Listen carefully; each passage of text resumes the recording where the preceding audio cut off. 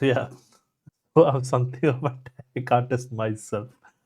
So yeah, so this is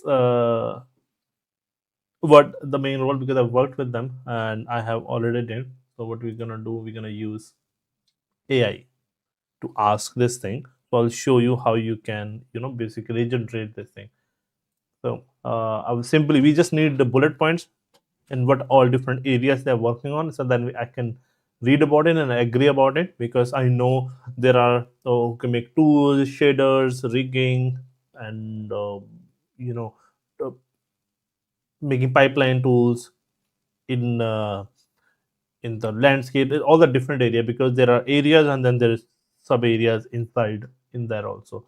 So I can simply ask it. Okay, yeah. So basically, it you get the idea of basically what all the different field and industry is in there. So is this is why I'm showing this, like how you can utilize this to have learning quickly, because self learning is the best way possible to moving forward, and you have to learn it, and it cannot be scared. It will never go away. The data is being stolen and they have trained it, models are already existing there, so it's gonna always be there. So use it for free version at least. So recently the Grok came in, and I got to know a few more stuff which I will talk about. So yeah, so utilize all of them. Okay, so first of all, it's saying like the shader development and shader development, which is again like, so when I was making, so why I'm saying this one is because I like the artistic as well as technical part of the games. That's why I'm in the game, because I wanted to become a computer engineer. So I have a diploma in computer science.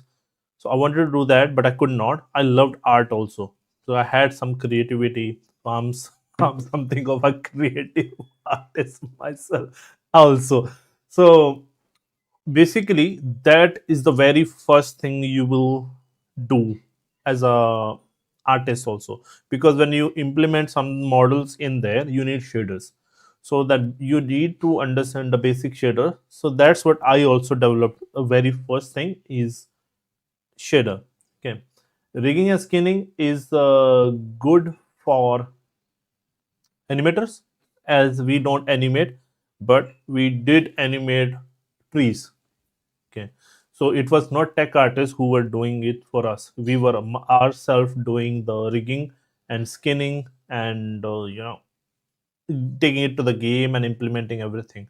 Even the foliage pivot painter, even the normal rigging and skinning on the plant, or even animated props. Like there are sometimes there are props which are animated and you have to rig them by not by bones maybe, but that much of basic understanding of rigging and skinning is awesome. Okay, and we can look into some example of and rigging the tree and animating it, and that will be, so everything here will be regarding trees and probes and environment. So procedure content generation, which we did last time also, like whether it was with the shaders, whether it was with the procedural volumes, and we're gonna look at some of them after some time also. So like after we have gone through this, we're gonna look at that also. So procedure content generation, as the artist, like you see, we seen artists need to know, like you can create rocks and debris, or landscapes, or scatter things on landscape, and there is so much good stuff you can do with procedure generation, and you're gonna see later in the stream. Lighting, rendering, optimization. This is the one area which I am really looking forward. I need to look for Unreal, Unreal profiling course. I remember there was Unreal profiling course, and is it this one? I think it is this one. I'm going to buy this one. Okay, it's not that much, but I'm planning to get this course. Okay, So if I hide this one for now. So basically, this is optimization for Unreal Engine 5. Basically, they will talk about all the tech cut stuff. It's like too super heavy. You don't need to if you're starting artist and you're not gonna, you just make props or assets. You don't need to get into this much, right? But this one is, I'm really interested. Like it's really deep into the stuff, and I really appreciate it. Was on sale when it was launched, right? But it's still, I think it's worth it as it is. So yeah, it's wonderful. It's a good course to many. And as a senior, I have been asked a lot about these all things, knowing how things work underneath. So because when you're working with larger scenes, optimization start to make more sense because you cannot have all the models into with millions of polygons. Daylight is good, but it still cannot handle everything. You have to be sensible about how to use things and how to create things. There's a really good tech demo about Nanite in on the Epic's YouTube channel. You should start with that, like how Nanite work basically in the behind the scene and what is the best thing. And maybe I will look and send you if you need. But this is good, and I'll share it in the chat in case someone want to grab it. Okay, so this is wonderful. Okay, so even if you don't want to grab it, you can see all the topics and things underneath what those are, so you can yourself search for those topics somewhere. But this is a good collection, and this guy know everything, and I'm following him from a long time, right? So yeah, so this is good. Okay, so let's get back to this. The optimization is thing, like you might have made LODs, right, which people are just ignoring now. LODs, collisions, and shaders, and memory, texture density. Why we have poly count and texture density and everything? It's just for optimization, because games are real time and you need things to run on time. And they do this type of profiling is a like calculation or finding what is causing a lot of drainage on the memory, GPU, CPU users basically. Okay, so that's profiling. VFX integration, we do have VFX artists, right? And then we have some art tech artists who help us build these tools to streamline this process, again the pipeline. But we have integrated tools in the different, like Blender or Unreal. So usually all the big companies have those. Tool development, which is I also have created, and I believe everyone should create. I don't know if you know, like the people who use Maya, say yes in the chat. I would love to hear you and see you. So you might have made these macros or this custom shelf, right, where you keep these tiny tools and scripts in there. So those tools are developed by people, and there are so many artists who make their custom one, and even I have my custom ones. If I show you, so this is my profile on GitHub. I haven't posted in year now, right? But you see, this is a tool which is already available uh, on my art session, which serve a purpose, right? Which was a big problem when I needed it. Okay. And there is Codecember, which basically people code every day. They give you something. So I tried two things, but I quit because it got too difficult. This is my tool. It's my bunch of tools which I use every day. So I made this. I don't know if it works or not. And then there is batch file, which you can click, and then it overnight you can scan all the different images in the folder, and you create a process and export the FPX and create the project and save it in the folder overnight. So you don't have to do it one by one. And it also had a feature to convert video into sequence, and then run the sequence and render it out. So yeah, so this is something of a tool, and which is fun. And if I show you, so if you see, here is the script. It's like very bottom because I don't take it too seriously. Here, this is basically, I have shown. It's the video is on my YouTube channel, you can watch it, this one. But I will show you, mm, I'll show you why I was doing it. The future, because see, I started making portfolio for the academy, right? And I had this scene. So this is, I made these, and there are like already tutorial on the this, but I don't have time to do it.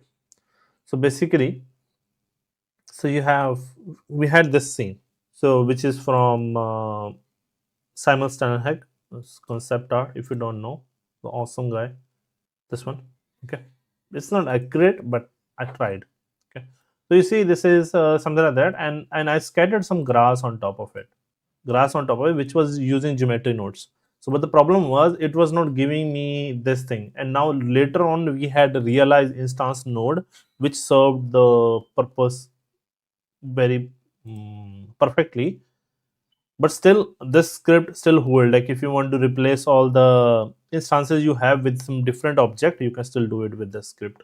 It's really simple. Like here, okay. So it's in the tool realize, you just pick object and realize instances. It just convert the geometry node asset into different objects. So like which you and also it have this UV issue, which you can use this new node which is there. It's like a UV map, so it's already obsolete, right? So you apply it node, so but then you have UV issues, right? And which could not. So it, I showed it how you can do it manually, but then you do it. But yeah, that is there. Okay, and yep. So let's get back, right? So tool development, which is really important, and that's what we're gonna jump into, how we can utilize AI to build tools for our workflow. And I believe every artist should have their own custom tool set, and every good artist have, or experienced artist, not good, experienced artists have.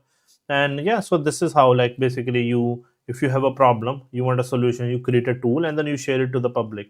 Because believe in this philosophy, if I'm having some problem, then there are other people also who might be having these problems. Okay, so sharing is caring. Okay, and again, this performance optimization came again, the same. Okay, physics simulation, right, hair, clothes, and these type of effects, tech artists help a lot, right? um I don't think I have dealt with the physics simulation or any clothes simulation at all, except shader based or flags or anything like that. Okay, so that's the only simulation I dealt with. Procedural animation, again, not our thing, right? But there are some shaders which can rotate the assets continuously, or make the light blink on certain thing. And I remember we worked on something where it was like glitchy effect on the screens, so I had to implement everywhere. It's using one shader, and how to do it, it's all up to us, like how we want to do it. And this is what basically I want to be, and I try to be basically the bridge between programming and art teams.